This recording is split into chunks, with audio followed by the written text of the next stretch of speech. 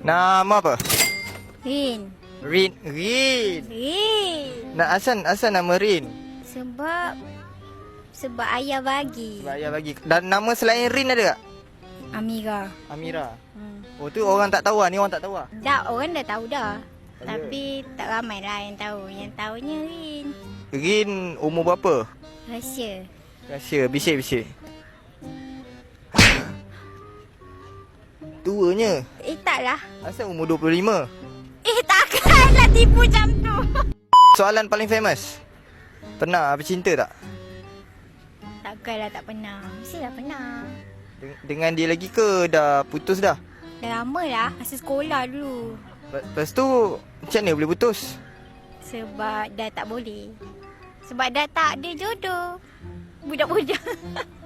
Masa tu budak-budak lagi lah. Oh. Macam tak serius lah gitu. Sekarang yang lama tu umur berapa? Umur dia tak payah beritahu. Tak payah beritahu. Tak payah beritahu. Tapi dia sekolah lagi? Tapi dia sekolah lagi. Kalau dia tengok video ni, apa yang Rin nak cakap kat dia? Sekolah jangan ponteng.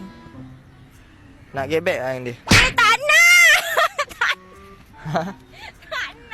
Kenapa tak nak get back?